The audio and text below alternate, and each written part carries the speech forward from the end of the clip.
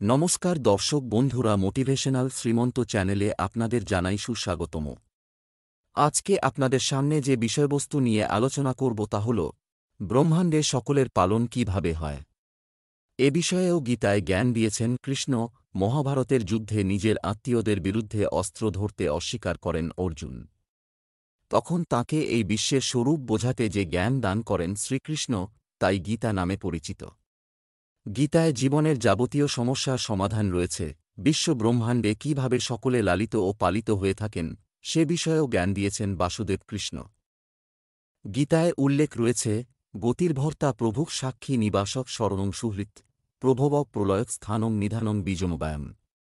অর্থাৎ সকলের পরমগতি ভরণ পোষণ যে করেন, সকলের প্রভু, সকলের সাক্ষী, সকলের বাসস্থান, শরণ নেওয়ার যোগ্য, সকলের সুহৃদয়, উৎপত্তি ও প্রলয়ের কারণ, সকলের পরিস্থিতির আধার, নিধান ও অবিনশ্বর বীজও আমিই।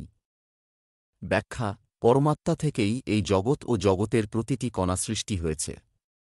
ব্রহ্মাণ্ডে এমন কিছু নেই যা পরমাত্মা ছাড়া হতে পারে। তাই ভগবান বলছেন, সমস্ত প্রাণীর পরম গতি আমিই। সকলের লালন পালনকারী, সকলের প্রভু ও সকলের সাক্ষীও আমি। সকলে আমার মধ্যে বাস করে এবং আমার শরণেরই যোগ্য। সকলকে যে ভালোবাসে, সকলের উৎপত্তি ও প্রলয়ের কারণ ও সকলের আধারও আমি। নিধান অর্থাৎ সমস্ত জীবাত্মা আমার মধ্যেই সূক্ষ্মরূপে বাস করে। অবিনশ্বর বীজ অর্থাৎ সকলের আত্মাও আমি। আশা করি বন্ধুরা ভিডিওটি দেখে আপনাদের ভালো লেগেছে। ভালো লাগলে আপনজনের উদ্দেশ্যে শেয়ার করবেন, চ্যানেলটি সাবস্ক্রাইব করবেন। আজ এখানেই শেষ করছি। ঈশ্বর আপনার মঙ্গল করুক। নমস্কার, ধন্যবাদ।